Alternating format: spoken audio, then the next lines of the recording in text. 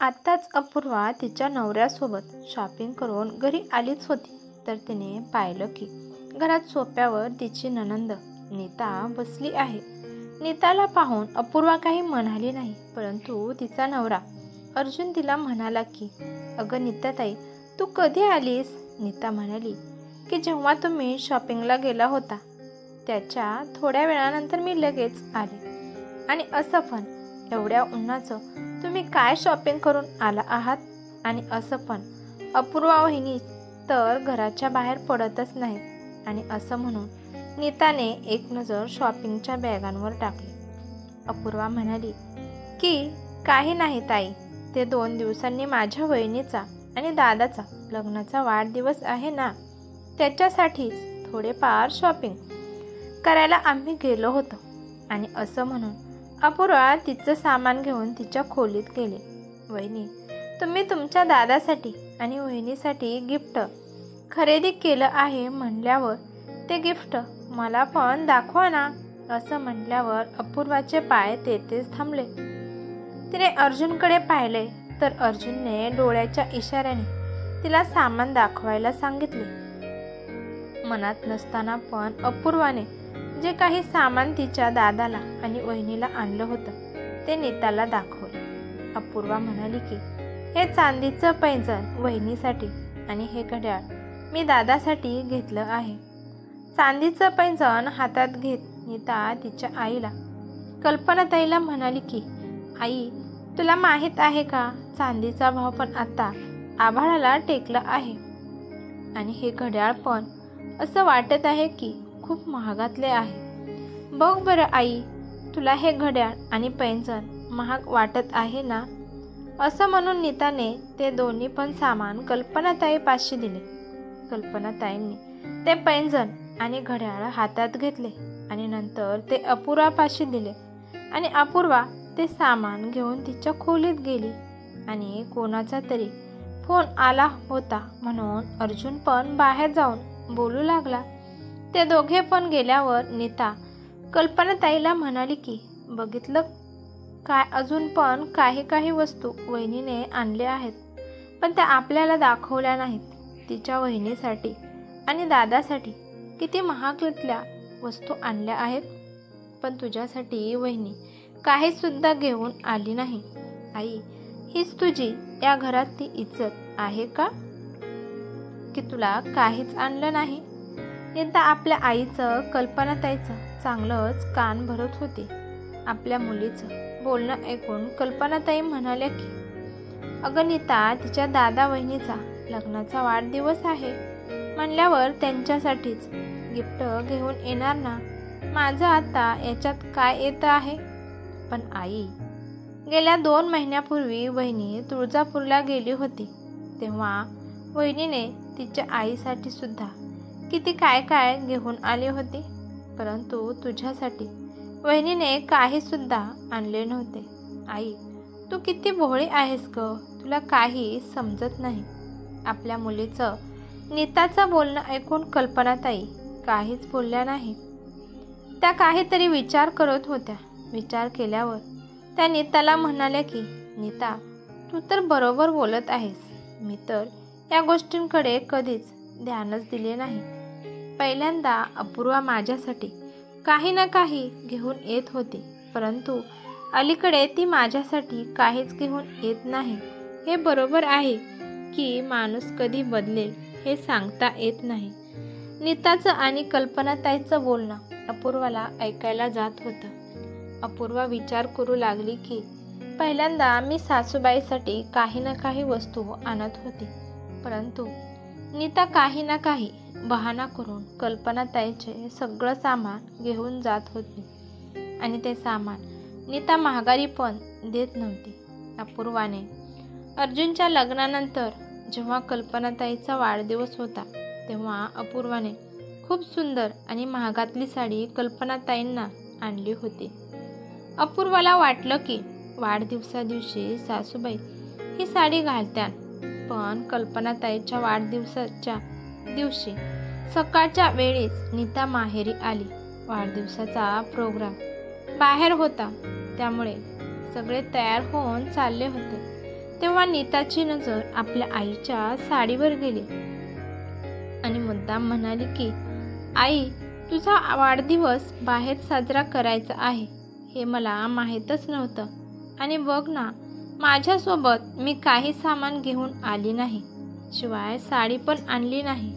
आता मी काय घालावं मला काही कळत नाही. कल्पनाताई म्हणाल्या, अगं टेन्शन का घेत आहे? माझ्या किती साड्या कपाटात आहेत, त्यातील कोणती पण एक साडी तू घालू शकतेस.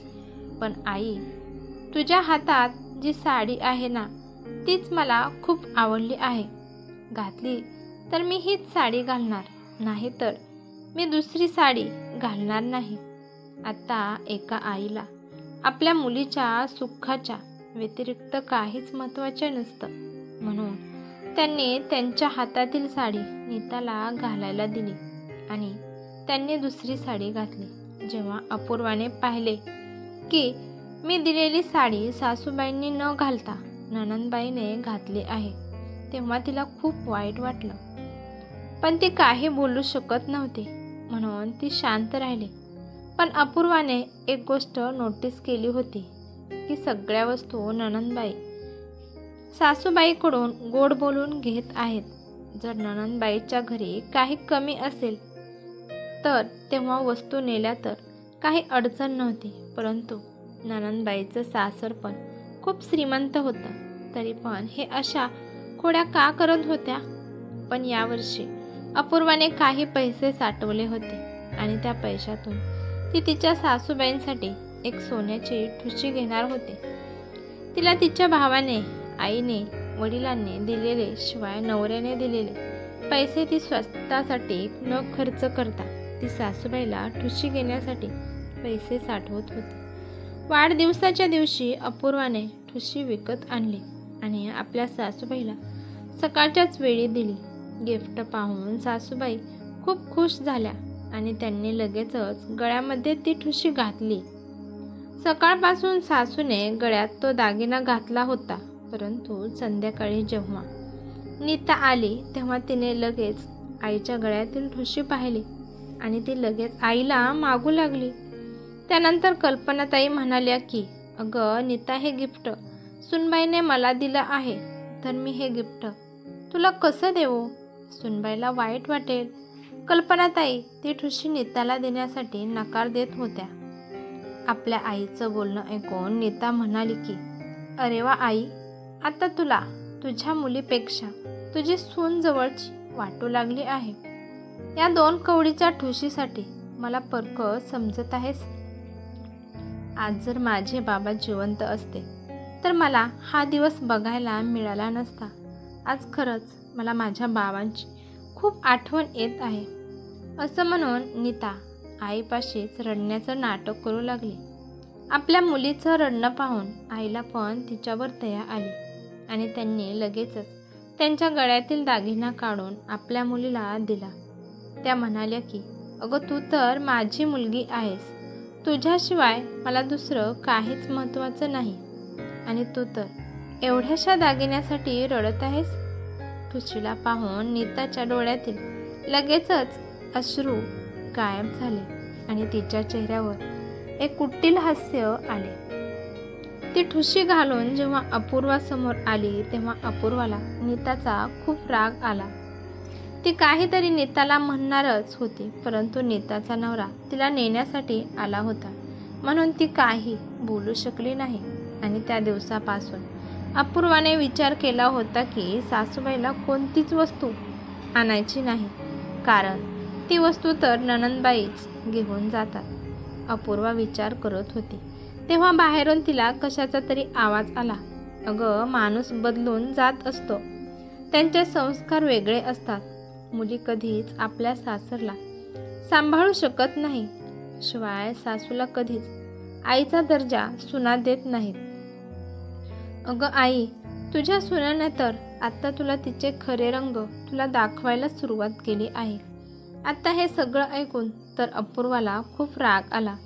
ती रागातच खोलीतून बाहेर आली आणि नीतासमोर उभी राहून म्हणाली की याबद्दल नीताताई तुम्ही काही न बोललेलं चांगलं होईल. मी सासूबाईसाठी काही गिफ्ट आणलं नाही याचं दुःख तुम्हाला जास्त आहे की तुम्हाला आईकडून काहीच गिफ्ट भेटत नाही याचं दुःख होत आहे? नीता म्हणाली की मला काय करायचं आहे हे तुमच्या सासू सुनामधील गोष्ट आहे. जर तुम्ही तुमच्या सासूसाठी गिफ्ट आणत असाल तर यामध्ये मला का घेत आहात? तुमच्या दोघी तुमचं बघून घ्या.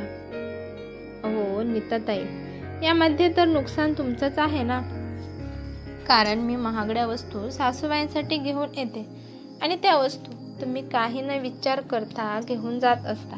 मग यामध्ये नुकसान तुमचंच आहे ना.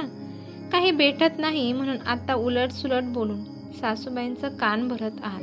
त्यामुळे नणंदबाई, मी तुम्हाला सांगत आहे की संस्कार माझे पाहण्यापेक्षा संस्कार तुम्ही तुमचे पहा.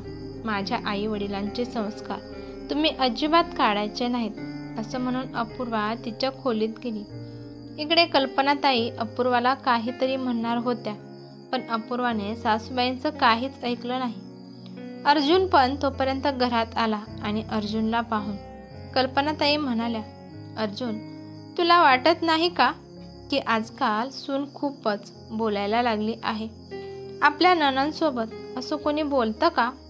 अरे, तिने आणलेले गिफ्ट मी जर माझ्या मुलीला देत असेल तर तिला का त्रास होत आहे?